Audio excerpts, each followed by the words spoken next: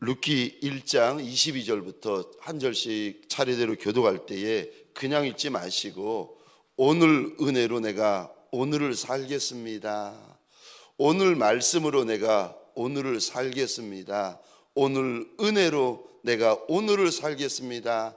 마음에 작정을 하시면서, 여러분 우리가 마음에 거룩한 작정을 하잖아요. 그러면 귀신까지 압디다. 마음에 주를 향하여 거룩한 작정을 하게 되어지면 여러분 하나님이 아십니다. 마음에 작정을 하면서 한 절 한 절 차례대로 기도하겠습니다. 제가 22절 말씀을 먼저 읽겠습니다. 나오미가 모압 지방에서 그의 며느리 모압 여인 룻과 함께 돌아왔는데 그들이 보리 추수 시작할 때에 베들레헴에 이르렀더라. 나오미의 남편 엘리멜렉의 친족으로 유력한 자가 있으니 그의 이름은 보아스더라. 모압 여인 룻이 나오미에게 이르되 원하건대 내가 밭으로 가서 내가 누구에게 은혜를 입으면 그를 따라서 이삭을 줍겠나이다 하니 나오미가 그에게 이르되 내 따라 갈지어다 하매. 그래서 맺는 자를 따라 밭에서 이삭을 줍는데 우연히 엘리멜렉의 친족 보아스에게 속한 밭에 이르렀더라. 마침 보아스가 베들레헴에서부터 와서 베는 자들에게 이르되 여호와께서 너희와 함께 하시기를 원하노라 하니 그들이 대답하되 여호와께서 당신에게 복 주시기를 원하나이다 하니라. 보아스가 베는 자들을 거느린 사안에게 이르되 이는 누구의 소녀냐 하니 베는 자를 거느린 사환이 대답하여 이르되 이는 나오미와 함께 모압 지방에서 돌아온 모압 소녀인데 그의 말이 나로 베는 자를 따라 단 사이에서 이삭을 죽게 하소서 하였고 아침부터 와서는 잠시 집에서 쉰 후에 지금까지 계속하는 중이니이다. 보아스가 룻에게 이르되 내 딸아 들으라. 이삭을 주우러 다른 밭으로 가지 말며 여기서 떠나지 말고 나의 소녀들과 함께 있으라. 그들이 베는 밭을 보고 그들을 따르라. 내가 그 소년들에게 명령하여 너를 건드리지 말라 하였느니라. 목이 마르거든 그릇에 가서 소녀들이 길어온 것을 마실지니라 하는지라. 룻이 엎드려 얼굴을 땅에 대고 절하며 그에게 이르되 나는 이방 여인이거늘 당신이 어찌하여 내게 은혜를 베푸시며 돌보시나이까 하니 보아스가 그에게 대답하여 이르되 내 남편이 죽은 후로 내가 시어머니에게 행한 모든 것과 내 부모와 고국을 떠나 전에 알지 못하던 백성에게로 온 일이 내게 분명히 알려졌느니라. 함께 읽겠습니다. 여호와께서 내가 행한 일에 보답하시기를 원하며 이스라엘 하나님 여호와께서 그의 날개 아래 보호를 받으러 온 내게 온전한 상 주시기를 원하노라 하는지라. 아멘. 저를 한번 따라해 주시겠습니까? 누가 은혜를 받습니까? 누가 은혜를 받습니까? 오늘 주신 말씀을 가지고 누가 은혜를 받습니까? 은혜 받으면 사는데, 은혜 받으면 회복이 되는데, 은혜 받으면 치료가 되는데, 은혜 받으면 기회가 있는데, 은혜 받으면 그 인생이 열립니다. 열려도 그냥 보통 열리는 것이 아니라 하늘의 별과 같은 인생으로 쓰임 받는데, 그래서 2000년 전에 우리 주인 예수께서 이 땅에 오셨을 때에 이방인이든 유대인이든 주님 앞에 달려나온 인생들마다 하나를 원했습니다. 주 다윗의 자손 예수여 나 좀 불쌍히 여겨 주옵소서. 하나님이 불쌍히 여겨 주시면 저와 여러분들에게 그거는 평생에 잊을 수 없는 은혜가 됩니다. 사랑하는 성도님들에게 소원합니다. 이번 부흥에 우리 주인 예수께서 불쌍히 여겨주시는 자리요 불쌍히 여겨주시는 부흥회가 되어지시기를 주의 이름으로 축원합니다. 누가 은혜를 받습니까? 작은 자, 천한 자, 못난 자, 부정한 자에게도 주님께서 은혜를 주시면 그 작고 천하고 부정하고 쓸모없는 인생이 착한 종, 충성된 종, 하늘의 별과 같은 종, 주인의 마음을 아는 친밀한 종으로 바뀌어집니다. 누구에게 은혜를 주시나? 우리 룻기 2장을 오늘부터 이렇게 보고 있는데 룻기 2장에 보시면 1장에서는 등장하지 않는 단어가 나오기 시작합니다. 그리고 그 단어가 나오는 정도가 아니라 아예 쏟아지기 시작합니다. 이 단어 보시겠습니까? 2절입니다. 은혜다. 10절입니다. 은혜다. 13절입니다. 은혜가 있다. 20절입니다. 은혜다.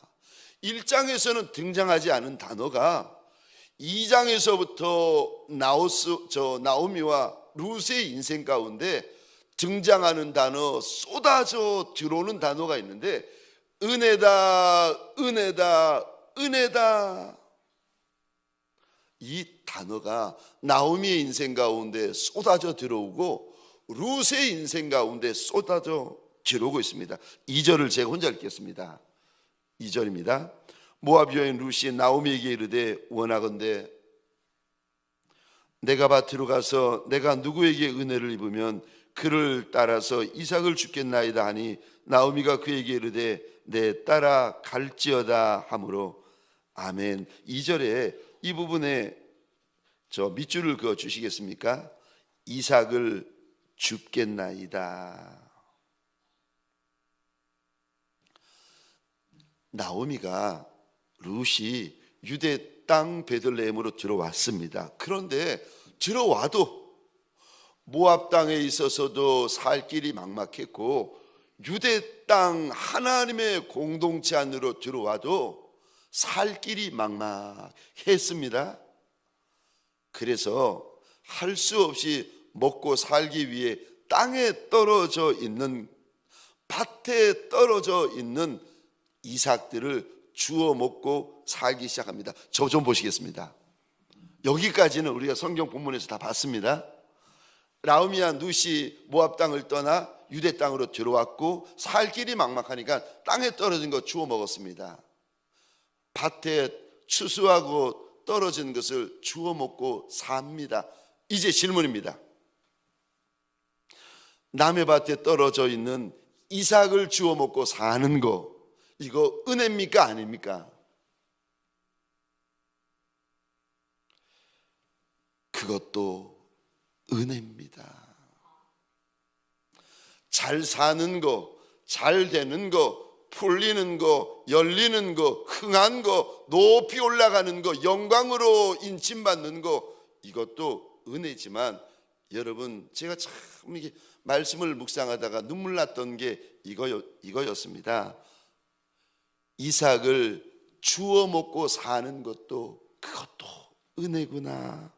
남의 땅에 떨어진 거 주워 먹고 사는 것도 은혜고, 남의 밭에 떨어진 것을 주워 먹고 사는 것도 은혜고, 남에게 얻어먹고 사는 것도 은혜고, 남에게 빌어먹고 사는 것도, 이것마저도 우리 하나님은 은혜라고 말씀하시는구나. 여러분, 예수 안에 들어오시면 모든 것이 다 은혜인 줄 믿으시기 바랍니다. 사는 것도 은혜 맞습니다. 주워 먹는 것도 은혜고, 빌어 먹는 것도 은혜고, 얻어 먹는 것도 은혜고, 잘 사는 것도 은혜고, 잘 되는 것도 은혜고, 문제가 잘 풀리는 것도 은혜고, 회복되는 것도 은혜고. 그래서 여러분, 3100년 전, 3200년 전 저는 말씀을 묵상하다가 이 구절 앞에서 참 마음이 울컥했는데 2절 한번 다시 보시겠습니다. 내가 누구에게 은혜를 입으면, 이 작은 여인, 천한 여인이 하나님의 공동체 안에 들어와서 무슨 고백을 하는가 하면은 내가 은혜를 입는다는 겁니다. 그런데 이 여인이 우리에게 이것도 은혜랍니다. 3100년 동안 우리 앞에 서서 이 믿음의 여인이 외치고 있는 게 있는데 2절 다시 보겠습니다. 내가 누구에게 은혜를 입으면 그를 따라서 이삭을 줍겠나이다. 잘 사는 거, 잘 되는 거, 높이 올라가는 거, 큰 영광을 얻는 거, 시험에 합격되는 거, 회복되는 거, 치료받는 거, 은혜 맞아요. 다 은혜라고 이야기를 합니다. 그런데 3100년 전에 한 작은 여인, 천한 여인의 입을 통하여서 주님이 이 새벽에 이 목사에게 일러주시고 이 새벽에 주의 말씀 앞에 달려나온 여러분들에게 일러주시는 것이 우리가 알고 있는 것만 은혜가 아니라 땅에 떨어진 거 주워 먹는 것도 은혜고 남의 밭에 떨어진 거 주워 먹는 것도 은혜고 얻어먹는 것도 은혜고 빌어먹는 것도 은혜란다. 주님께서 일러주십니다. 내 힘으로 얻어먹는 거 아니고 내 능으로 얻어먹는 것 아니고 내 실력으로 얻어먹는 것이 아니고 그것까지도 주의 은혜다. 우리 하나님께서 일러주십니다. 여러분, 우리는 예수로 사는 인생들입니다. 우리는 기도로 사는 인생들이고 우리는 은혜로 사는 인생들입니다. 그래서 저와 여러분들이 예수 안에 들어오면 예수로 살고 기도로 살고 은혜로 살게 되어집니다.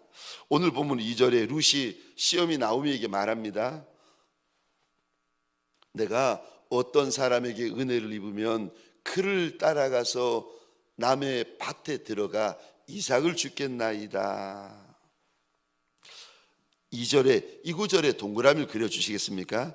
내가 누구에게 은혜를 입으면, 정말 룻의 말처럼 이 모압 여인 룻, 이방 여인 룻, 살 길이 막막했던 이 여인 룻이 우연히 사람을 따라갔는데 그 밭이 보아스의 밭이었습니다. 그리고 열심히 일을 하는데 마침 보아스가 베들레헴에서 추수하는 그 밭, 그곳으로 나온 겁니다. 그리고 우연히 하필이면 보아스가 모압 이방 여인을 주목하고 말을 하기 시작합니다. 네, 여러분, 주워 먹는 인생, 룻의 인생은 이런 인생입니다. 주워 먹는 인생, 얻어 먹는 인생, 빌어 먹는 인생. 이 인생이 룻입니다. 근데 이 인생에게, 이런 인생에게 없는 단어가 등장하는 거 아십니까? 14절 이 단어 한번 보시겠습니까? 이 단어에 여러분 밑줄 그어 주시겠어요? 저는 이 단어에다 동그라미를 수없이 그려 놓았는데 이렇습니다. 룻이 배불리 먹고 남았더라. 저와 여러분들에게 땅이 있을 수가 있어요. 없을 수도 있습니다. 저와 여러분들에게 내 밭이 있을 수도 있지만 내 밭이 없을 수도 있어요. 저와 여러분들이 잘 될 수도 있지만 못 될 수도 있습니다. 그런데 내게 땅이 있던 없던, 내게 밭이 있던 없던, 내가 잘 되던 못 되던, 가정이 어렵던, 사업장이 힘들던, 그것과 상관없이 오늘 14절 이 단어 보시겠습니까? 먹는 은혜가 있으시고 배불리움 받는 은혜가 있으시고 남기는 은혜가 있는 종들이 되시기를 주의 이름으로 축원합니다. 우리는 땅이 있어야 먹는다고 생각하고 땅이 있어야 배부른다고 생각하고 땅이 있어야 남긴다고 생각해요. 아니요, 하나님이 은혜 주시면 땅 한 조각 없고 밭 한 조각이 없는데 이 천한 여인에게 은혜를 부어주시는데 무슨 은혜를 부어주십니까? 여러분, 말씀을 들을 때에 눈이 열리는 역사가 있고 귀가 열리는 역사가 있고 마음이 열리는 역사가 있으시기를 주의 이름으로 축원합니다. 없어요. 손에 쥔 땅도 없고 손에 쥔 밭도 없는데 이 여인의 인생 가운데 등장하기 시작하는 단어가 있는데 없는데, 아무것도 없는데, 먹고 살 일이 막막한데 내가 만난 문제를 해결할 힘도 없는 이 여인에게 주님께서 어떤 은혜를 주시는가? 먹는 은혜를 주시고 봤더니, 배부른 은혜를 주시고 봤더니 남기는 은혜를 주고 계십니다. 사랑하는 성도님들에게 소원합니다. 이 은혜가 저와 여러분의 은혜가 되어지시기를 주의 이름으로 축원합니다. 이번 부흥에 먹는 은혜가 있고 배부른 은혜가 있고 남기는 은혜가 있고 회복되어지는 은혜가 있고 응답받는 은혜가 있고 치료받는 은혜가 있으시기를 주의 이름으로 축원합니다. 하나님께서 오셔서 나한테만 주시는 약속이 있는 부흥회가 되어지시기를 주의 이름으로 축원합니다. 여러분, 룻이 보아스에게 은혜를 입어요. 룻이 이렇게 말합니다. 내가 누구에게 은혜를 입으면 그를 따라가서 밭에서 이삭을 죽겠다는 겁니다. 제가 두 번째 질문 드리겠습니다. 이게 사람의 은혜입니까? 하나님의 은혜입니까? 보아스의 은혜는 맞아요. 그런데 보아스의 은혜만이 아니라 하나님의 은혜입니다. 그게 왜 하나님의 은혜입니까? 참 신기하지요. 보아스의 은혜가 보아스의 은혜만이 아니라 하나님의 은혜인 것이, 이 여인 룻이 가는 곳마다 이 단어가 등장해요. 이제 2장에 보시면은요, 우연히, 또 그 다음에 저 3절에 보니까 우연히 보아스의 밭에 이르렀고, 4절입니다. 우연히 보아스가 베들레헴에서부터 와서는, 이 마침이라는 단어가 원어로 보면 우연이라는 단어입니다. 우연이라는 단어가 마침이라는 단어예요. 그리고는 아니 그 큰 밭에 떨어진 나달들을 줍겠다고 가난한 여인들이 수도 없이 곡식을 줍고 있는데, 우연히 보아스의 눈에 이방 여인 하나가 눈에 들어오는 겁니다. 여러분, 눈이 열리는 거, 이거 은혜예요. 사람을 만났는데 이 사람이구나. 여러분, 하나님께서 눈을 열어주시는 은혜가 있고 눈을 열어주시는 역사가 있으시기를 주의 이름으로 축원합니다. 보아스의 눈을 열어주셨더니 이 보아스가 작고 천하고 먹을 것이 없는 룻에게 눈이 열리고 따뜻한 말이 시작하고 축복의 말이 시작되어지고 있습니다. 사람의 은혜요? 아니요. 이 은혜는 사람의 은혜가 아니라 하나님의 은혜입니다. 성령님의 은혜입니다. 예수님의 은혜입니다.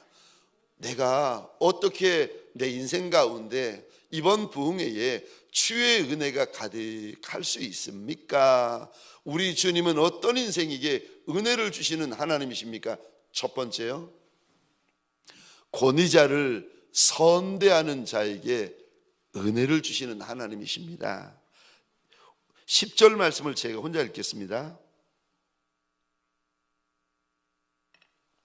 룻이 엎드려 얼굴을 땅에 대고 절하며 그에게 이르되, 나는 이방 여인이거늘 당신이 어찌하여 내게 은혜를 베푸시며 나를 돌보시나이까 하니. 지금 이방 여인 룻이 무릎을 꿇고 얼굴을 땅바닥에 대며 보아스에게 절을 하면서 묻습니다. 아니, 내 옆에 수많은 여인들이 있는데, 가난한 여인도 수없이 많고 천한 여인도 수없이 많고, 아니 인생에 소망이 없는 여인도 내 옆에 수없이 있는데 왜 나한테만 이렇게 선이 대하여 주십니까? 은혜를 부어 주십니까? 그랬더니, 왜 너한테만 은혜를 주는지, 너한테만 왜 선이 대하여 주는지를 보아스가 말합니다. 근데 여러분, 이게 보아스가 룻에게만 이야기하려면은 이걸 왜 성경에 기록했겠습니까? 3100년 동안 오고 가는 인생들에게 하나님이 어떤 인생을 선대하여 주시는지 우리에게 지금 알려주고 계시는 거예요. 하나님이 어떤 인생을 선대하십니까? 저는 하나님 앞에 평생에 원하는 것이 주의 은혜와 긍휼로 나를 덮으소서, 종이 작으니이다. 늘 주님 앞에 저 부르짖고 있습니다. 작은 인생이 살 수 있는 방법, 작은 인생이 먹을 수 있는 방법, 작은 인생이 배부를 수 있는 방법, 작은 인생이 남길 수 있는 방법, 작은 인생이 별처럼 쓰임받을 수 있는 방법이 하나 있는데, 하나님이 은혜를 주시면 됩디다. 하나님이 불쌍히 여겨주시기만 하면 됩디다.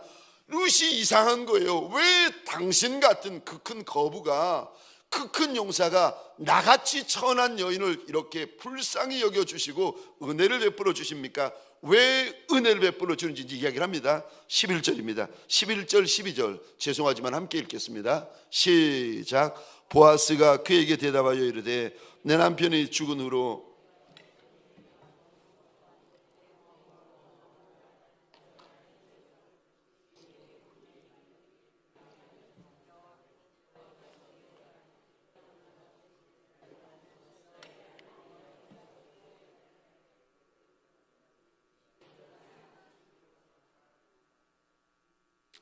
아멘. 11절 12절이 저처럼 주의 은혜에 목말라하고 주의 긍휼로 살아가기를 소원하는 인생들에게 정말 중요한 열쇠 같은 말씀입니다. 11절에 이 부분에 동그라미를 그려주시겠습니까? 왜 나한테 은혜를 베푸십니까? 묻는데 이렇게 말합니다. 11절 하반절입니다. 내 남편이 죽은 후로 내가 시어미에게 행한 모든 것. 왜 나한테 은혜를 주십니까? 보아스가 답을 해줍니다. 네가 남편이 죽고 나서도 너의 시어미에게 행한 모든 선한 일 때문에 그렇다는 거예요. 근데 여러분 11절에 이 단어 보시겠습니까? 네가 행했던 모든 선한 일을 11절이요 내게 분명히 알려줬다. 보아스가 룻이 시어미에게 행했던 선한 일을 그냥 소문으로 잠깐 듣고 약간 일부분을 들은 게 아니라 네가 시어미에게 했던 모든 것을 내가 아는데, 여러분 이 단어 보시겠습니까? 분명히 안다. 보아스도 아는데 룻이 시어미에게 행했던 모든 선한 일, 시어미를 선대하였던 모든 일을 인간 보아스도 아는데, 그럼 불꽃 같은 눈동자를 가지고 계시는 우리 하나님은, 우리 주님은 왜 모르시겠습니까? 여러분, 내가 만나는 권위자들을 선히 대하셔야 됩니다. 룻에게 시어미 나오미는 권위자였습니다. 왜 당신이 나를 이렇게 선대하느냐고 물었더니, 당신이 시어미를 선대했기 때문에 나도 당신을 선대하는 것이라고 보아스가 알려주고 있습니다. 여러분, 소원합니다. 내 옆에 있는 육신의 권위자든 영적인 권위자든 내 옆에 있는 권위자들을 선히 대하시기를 주의 이름으로 축원합니다. 직원분이시면 사장님을 선히 대하셔야 됩니다. 그러니까 일만 하시는 분들 되시면 안 되고, 사장님을 축복하시고 마음에서부터 머리를 숙이시고 마음에서부터 순종하고 마음에서부터 충성하시고 사장님을 선대하셔야 돼요. 내 육신의 아비와 어미에게 그리하셔야 됩니다. 시아버지, 시어머니에게 그리하셔야 됩니다. 여러분, 저 영적으로 목사님과 장로님들에게 여러분 그리하셔야 됩니다. 내가 분명히 알았노라, 보아스가 말을 하고 있습니다. 저는 이 부분을 읽다가 다시 한번 알았어요. 우리 하나님은 공짜가 없으신 하나님이시구나. 주님께서 보시고 주님께서 아시고 주님께서 갚아주실 날이 반드시 있습니다. 그리고 주님께서 갚아주실 것이 많은 인생은요, 주님이 자랑합니다. 오늘 본문에 왜 나 같은 여인에게 이렇게 은혜를 베푸십니까? 그러는데, 네가 행했던 그 모든 일 때문이라고 주님께서 보아스의 입을 통하여 우리에게 룻의 선한 행실을 여러분 자랑하고 있습니다. 권위자, 내 앞에 있는 잘난 권위자만 아니라 못난 권위자가 있더라도 사랑하는 성도님들에게 소원합니다. 마음에서부터 선히 대하시는 저와 여러분들이 되시기를 주의 이름으로 축원합니다.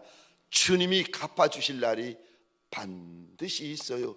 육신의 권위자인 부모에 대하여 주님이 이리 말씀하십니다. 에베소서 6장 1절 2절 3절인데 제가 혼자 읽겠습니다. 자녀들아, 주 안에서 너희 부모에게 순종하라. 이것이 옳으니라. 내 아버지와 어머니를 공경하라. 이것은 약속이 있는 첫 계명이니 이로써 내가 잘되고 땅에서 장수하리라. 저는 우리 주님을, 공짜가 없으신 주님을 제가 너무 많이 만났어요. 심으면 열매 맺게 하시는 주님이십니다. 그래서 심을 때 울면서라도 심어야 된다고 주님이 말씀하세요. 그래야 땅에서도 거둘 것이 있고 하늘에서도 거둘 것이 있습니다. 내 먹을 것도 없는데 뭘 돌아봐. 그 말도 맞아요. 그런데 내 먹을 것도 없는데 내 육신의 권위자, 영적인 권위자, 사업장의 권위자에게 마음에서부터 서리 대하잖아요. 그러면 둘이 압니다. 그 사람도 알고 그리고 하나님도 아세요. 하나님이 아시면 여러분 오늘 룻기 2장 14절처럼 갚아주시는 은혜가 있습니다. 디모데전서 5장에서는 잘 다스리는 장로님들을 배나 존경하라고 우리에게 일러주고 있습니다. 말씀과 가르침에 수고하는 이들에게 그리 하라고 우리 주님이 당부하십니다. 여러분, 요즘 우리가 사는 21세기인데 내 앞에 있는 권위자를 귀히 여기는 이가 누가 있겠습니까?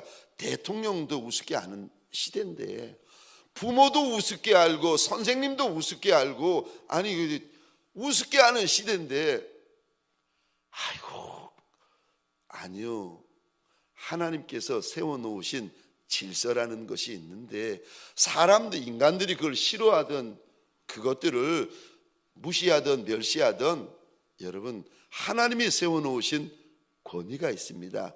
육의 세계에도 질서라는 것이 있고 영의 세계에도 질서라는 것이 있고 심지어 미물인 자연 세계에서도 질서라는 것이 있어요. 사랑하는 성도님들에게 소원합니다. 내 눈앞에 있는 권위자들, 그들을 선히 대하시기 바랍니다. 그러면 룻처럼 주님께서 기억하셨다가 그거 나한테 갚아주시는 날이 반드시 있습니다. 두 번째요, 우리 주님은 어떤 인생에게 은혜를 베푸십니까? 두 번째입니다.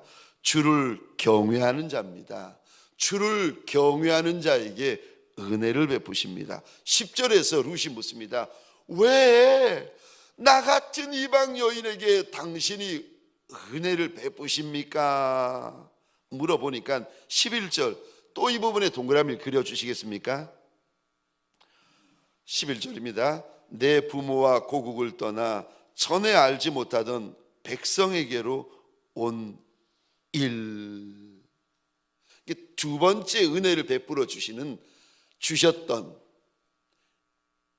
이유가 네가 모압 백성, 네 백성을 떠나고 모압 신들을 떠나고 모압 땅을 떠나서 알지 못하던 백성에게로 온 일 때문에 은혜를 베푼다는 거예요. 여러분, 이거 11절 잘 기억하시고, 이 말이 무슨 말인가 12절에 다시 한번 하나님께서 알려주십니다. 12절 이 단어에도 동그라미를 그려주시겠습니까?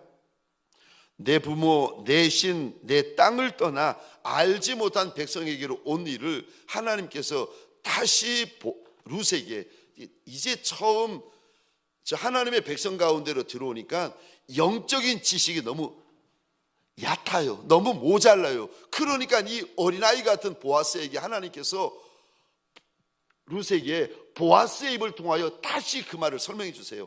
네 땅을 떠나고 네 신을 떠나고 네 백성을 떠나는 게, 그래서 하나님의 나라로 들어온 게 무슨 의미인지를 일러 주십니다. 12절 이 부분에 동그라미를 그려주시겠습니까? 이스라엘 하나님 여호와께서 그의 날개 아래에 보호받으러 온 것이다. 네 땅, 네 백성, 네 우상, 네 귀신을 떠나 여기로 온 것은 하나님의 날개 아래 보호받으러 온 것이다. 먹을 것도 없고 입을 것도 없고 마실 것도 없고 살 길이 막막해서 모압 땅을 떠나 유대 땅으로 들어왔지만 먹는 것 때문에 들어온 것이 아니라 하나님의 보호를 받으러 들어온 것이란다라고 일러주십니다. 여러분, 문제를 만났을 때 해결할 힘도 없고 풀 힘도 없고 감당할 힘도 없어서 하나님의 날개 아래, 주의 날개 아래로 피한 것을 가리켜 하나님은 뭐라고 말씀하시는가? 새벽이라서 여러분 조금 그 말이 그 말 같고 저 말이 저 말 같고 그런데 여러분 중요한 부분입니다. 인생에게 은혜를 주실 때, 은혜로 사는 자가 반드시 잊어버리면 안 되는 것이 있는데, 그거를 주님께서 오늘 룻을 통하여, 보아스를 통하여 우리에게 들려주십니다. 내 땅, 내 백성, 내가 이제까지 섬기던 귀신과 우상을 떠나 하나님을 믿겠다고 들어온 것이 뭔가? 그거 하나님의 날개 아래로 피하여 들어온 것인데, 하나님의 날개 아래로 피하여 들어온 것을 하나님께서는 뭐라 그러시는가? 죄송합니다, 성경을 한번 열어보시겠습니까? 시편 31편입니다. 구약 823쪽입니다.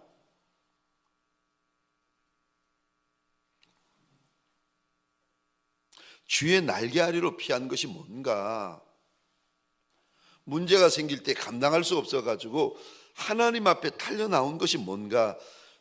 시편 31편 19절입니다. 우리 같이 읽겠습니다. 시작. 주를 두려워하는 자를 위하여 쌓아두신 은혜, 곧 주께 피하는 자를 위하여 인생 앞에 베푸신 은혜가 어찌 그리 큰지요. 아멘, 아멘. 제 성경에는 이 말씀이 수십 번도 더 줄쳐 있고 동그라미를, 색색깔로 동그라미가 그려져 있습니다. 제가 믿음으로 꼭 붙드는 말씀 중에 한 말씀인데, 우리가 문제를 만나가지고 해결할 힘이 없어서 주님에게로 나오는 것, 주님에게로 피하는 것, 주님에게로 손 벌리는 것을 가리켜서 우리 주님은 이렇게 말씀하십니다. 그거 31편 19절입니다. 하나님을 두려워하는 것이다. 주의 날개 아래 피하는 것을 가리켜서 주를 두려워하는 것이다, 주를 경외하는 것이다 라고 일러주십니다. 주를 두려워하는 이들, 주를 정말 경외하는 이들에게 주님께서 무슨 말씀을 하시는가 하면은, 주실 은혜가 있는데 그 은혜는 그냥 은혜가 아니라 시편 31편 19절입니다. 큰 은혜다. 여러분, 은혜도 은혜가 있고 큰 은혜가 있는 거 아십니까? 성경에 보면은, 성경에 보시면 상도 상이 있고 큰 상이 있는 거 아십니까? 성경에 보시면 하나님께서 아브라함에게 말씀하십니다. 복이 있고 큰 복이 있습니다. 이왕에 은혜 받아야 살 수 있고 은혜 입어야 살 수 있다면 사랑하는 성도님들에게 소원합니다. 큰 은혜 입으시기를 축원합니다. 큰 상 받으시기를 축원합니다. 이왕에 주님께서 저 복을 주셔야 살 수 있는 인생이라면, 이왕에 하나님에게 빚질 바에야 큰 복에 빚져서 주님 앞에 달려나올 때, 남들은 머리를 뻣뻣이 세우고 달려나오지 않습니까? 남들은 뻣뻣이 고개를 들고 예배 드리지 않습니까? 근데 저와 여러분들은 받은 은혜가 크고 받은 상이 크고 받은 복이 커서 주님 앞에 달려나올 때 머리를 납작이 숙이면서 달려나오고, 예배를 드릴 때 머리를 땅바닥에 대이고, 우리의 영과 혼과 육과 관절과 골수가 땅바닥에 납작이 엎드려서 예배 드리는 것과 같은 그런 남종, 그런 큰 은혜를 받고 그 은혜를 갚을 길이 없어서 고마워하는 그런 복 있는 여종들이 되시기를 주의 이름으로 축원합니다. 큰 은혜를 누가 받습니까? 주를 경외하는 자들. 주를 누가 경외하는지 경외하지 않는지 어떻게 알 수 있습니까? 문제를 만날 때 주님 앞에 피하는 이들, 문제를 만날 때 주님 앞에 달려나와서 소리 지르는 이들, 그가 바로 주를 경외하는 자들이라고 우리 하나님께서 일러주십니다. 우리가 주를 경외하면, 시편 34편 9절입니다. 부족함이 없게 해주시겠다고 약속하십니다. 우리가 주를 경외하면 출애굽기 1장 20절입니다. 왕성하여지고 강성하여진다고 말씀하십니다. 우리가 주를 경외하면 시편 25편 14절입니다. 택할 길을 알려주시겠다고 일러주십니다. 여러분, 아내가 세상에 저 수없는 남자들을 놓고 이 남자를 만나야 되는지 저 남자를 만나야 되는지, 이 남자가 내 남편인지 저 남자가 내 남편인지, 여러분 고를 때 얼마나 고민되겠습니까? 얼굴도 봐야죠, 재산도 봐야죠, 인격도 봐야죠, 사업 저 직장도 봐야죠, 시댁도 봐야죠, 신의도 봐야죠, 시부모 그래서 여인들이 머리가 빠지는 이유를 제가 알겠어요. 천연데 머리가 다 빠져버리는 거예요. 여러분, 내가 고르려고 하면은 얼마나 힘들고 얼마나 고민이 되는지 모르는데, 여러분, 인생의 중요한 순간, 인생의 결정적인 순간에 주님께서 오셔서 그 길이 아니라 이 길이 네 길이다, 그 사명이 아니라 이 사명이 네 사명이다, 주님이 일러주시면은요, 얼마나 쉬운지. 주님이 알려주시고 나면 그때부터는 그 길을 믿음으로 걸으면 되고, 감사함으로 걸으면 되고, 확신으로 걸으면 됩니다. 여러분, 우리가 비전센터 지을 때 저보고 코로나 한복판에 비전센터 짓는다고, 노예는 목사님, 시차리는 목사님, 제가 아는 목사님들, 심지어 정필도 목사님까지 전화 오셔가지고, 이 목사 잘 생각해봐라, 잘 생각해봐라. 성도들도 안 나오고 헌금도 안 나오는 코로나 한복판에 무슨, 제가 저보고 이렇게 염려하면서, 반은 염려,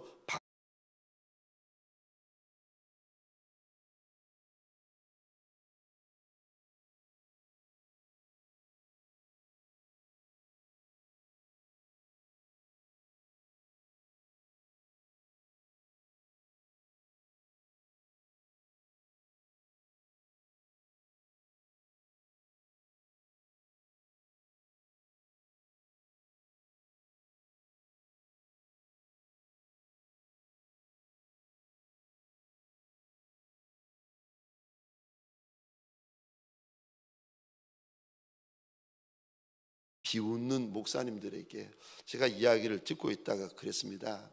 그렇죠, 제가 바보라서 그래요. 그랬더니 이분이 거기까지 제가 이야기를 해버리니까 당황하시는 거예요. 아니, 이 목사, 그거는 또 아니고 그렇게 말하면 안 되지. 아닙니다. 저도 제가 바본 줄 압니다.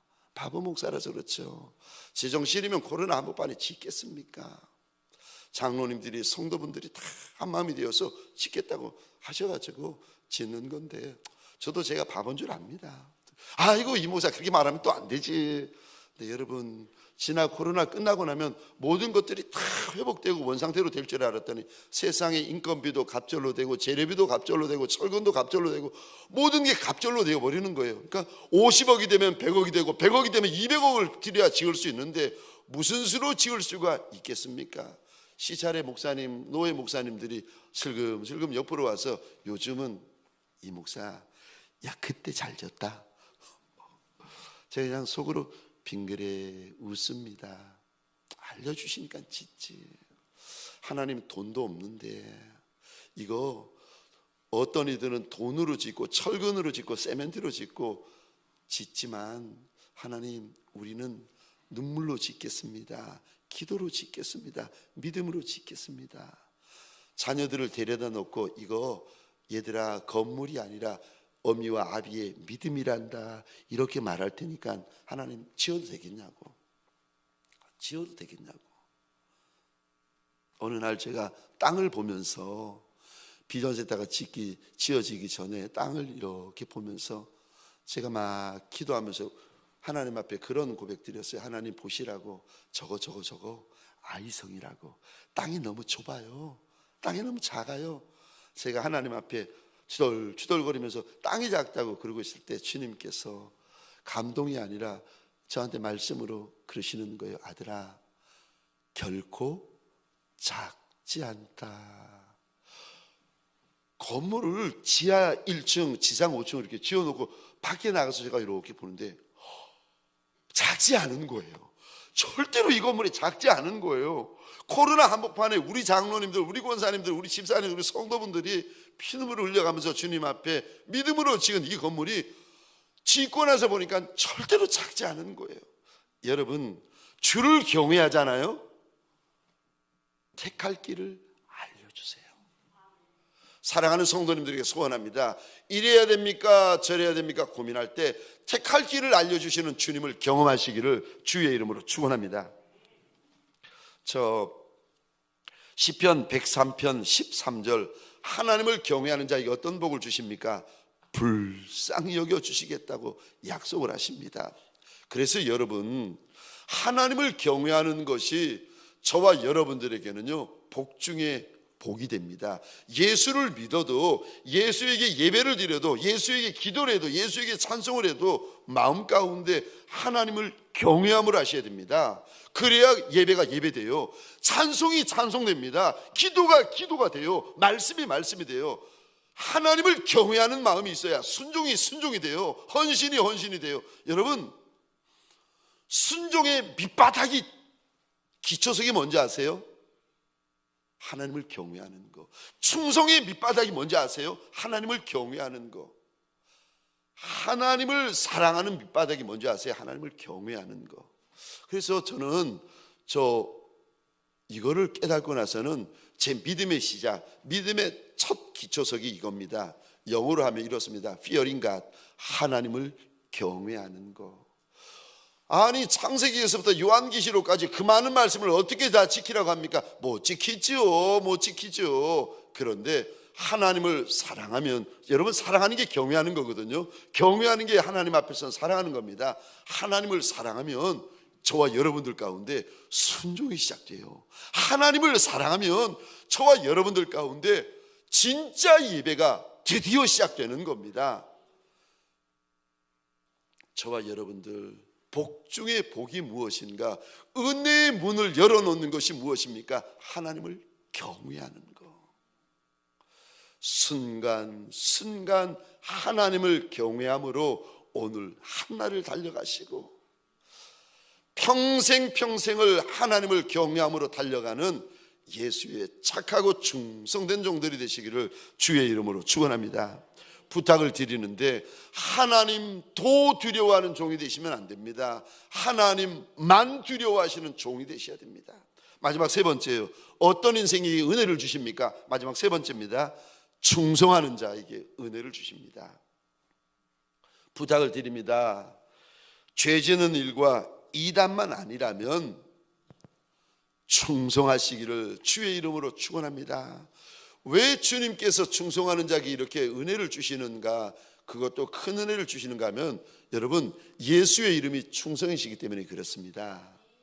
그래서 예수는 충성하는 자를 귀히 여기세요. 여러분, 내 남편이 충성된 분, 그분 귀한 분이세요. 내 아내가 충성된 분, 그분 귀한 분이세요.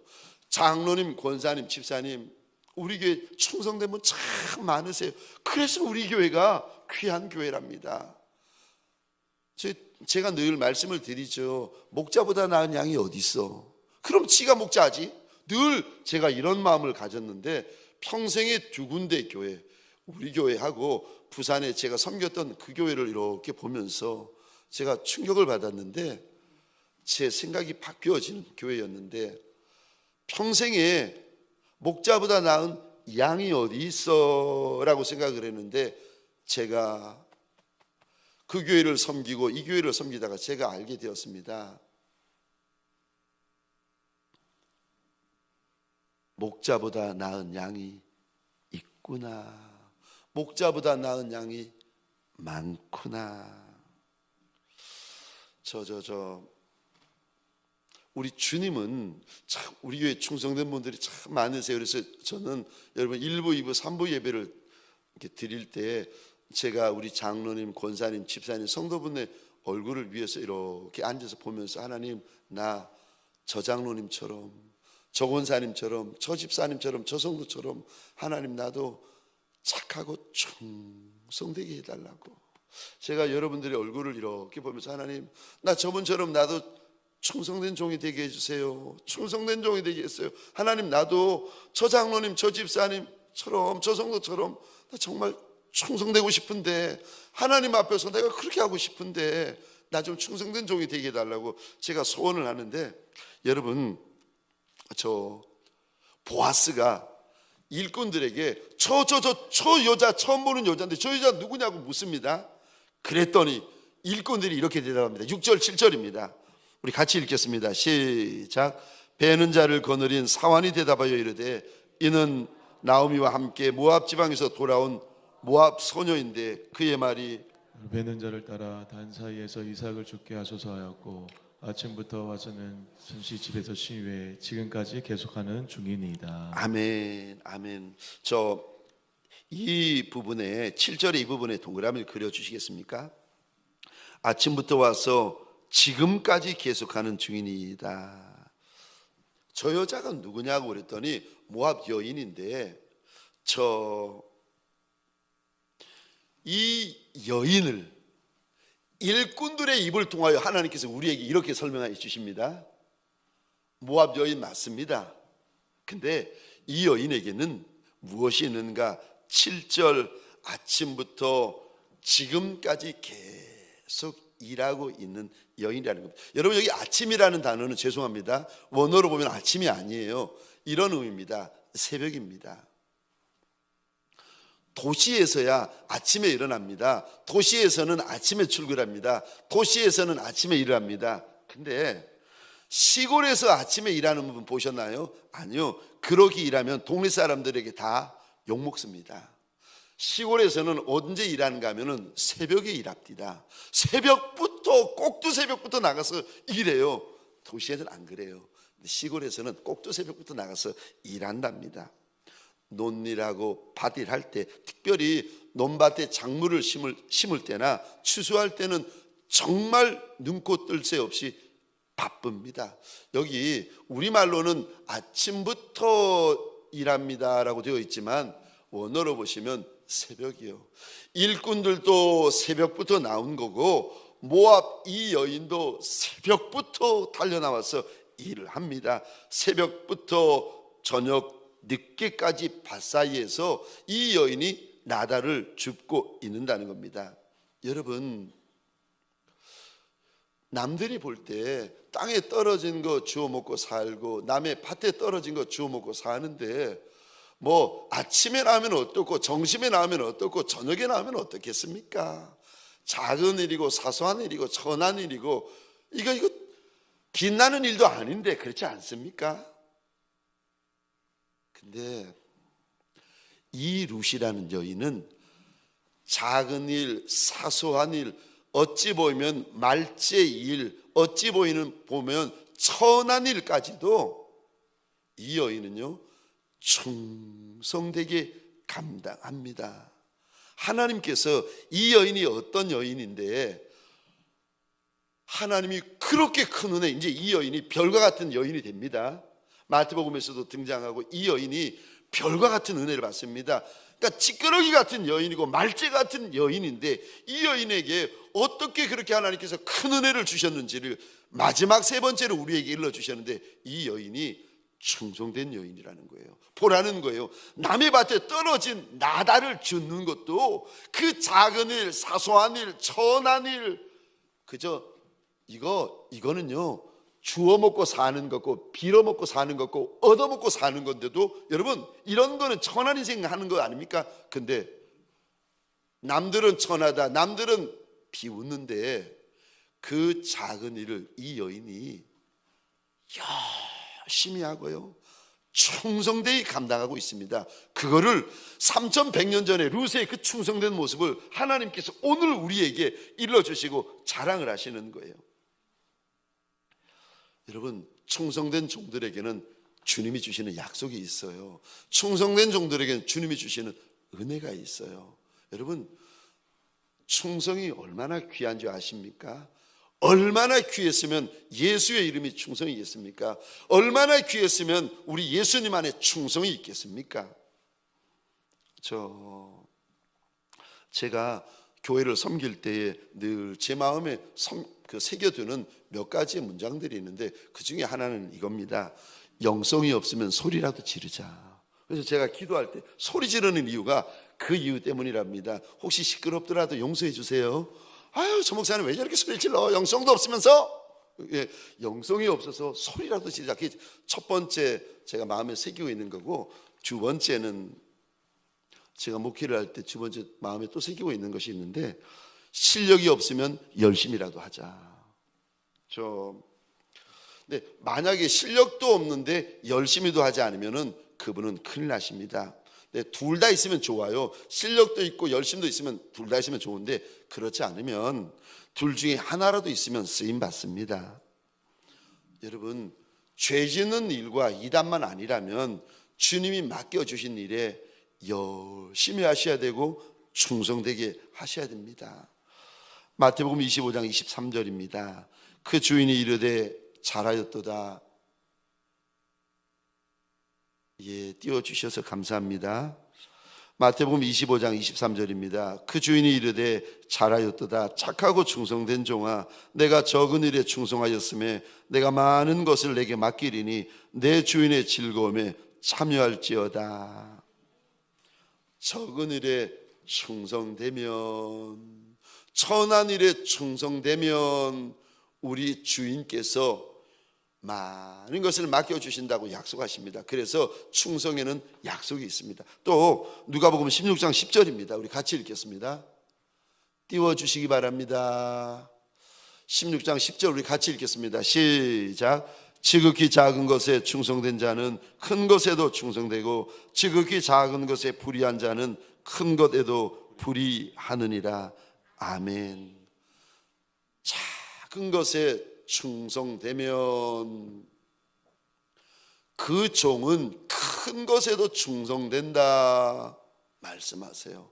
근데 작은 것에 불의하면 남의 일이라고 불의하고 저 남의 땅이라고 불의하고 남의 밭이라고 대수롭지 않게 여기고 그러면 그 종은 큰 것에도 불의하게 된다. 사랑하는 성도님들에게 소원합니다. 가정에서도 충성하십시다. 교회에서도 충성하십시다. 세상에서도 충성하십시다. 충성되게 날마다 충성되고 끝까지 충성하다가 충성의 주인이 되어주시는 예수 만나는 저와 여러분들 되시기를 주의 이름으로 축원합니다. 적용 질문입니다. 첫 번째 질문입니다. 오늘 하루 우리 주님만 두려워하기 위하여 당신은 어떻게 하시겠습니까? 혹시 화면에 안 되나요? 이 말씀을 드려야 이게 띄워주시네요. 예. 적용 질문 첫 번째 질문입니다. 오늘 하루 우리 주님만 두려워하기 위해 당신은 어떻게 하시겠습니까? 두 번째, 당신이 성실하게 감당해야 할 것은 무엇입니까? 그것을 위해 어떻게 하시겠습니까? 당신이 충성되게 감당해야 될 것은 무엇입니까? 그것을 위해 어떻게 하시겠습니까? 저와 여러분들 오늘 한 날 살 때 저 숨소리도 충성되게 하시고 발걸음도 충성되게 하시고 지하철 타고 갈 때 손잡이 잡는 것도 충성되게 하시고 저와 여러분들 오늘 한 날 충성으로 가득가득한 예수의 충성된 종들이 되시기를 주의 이름으로 축원합니다.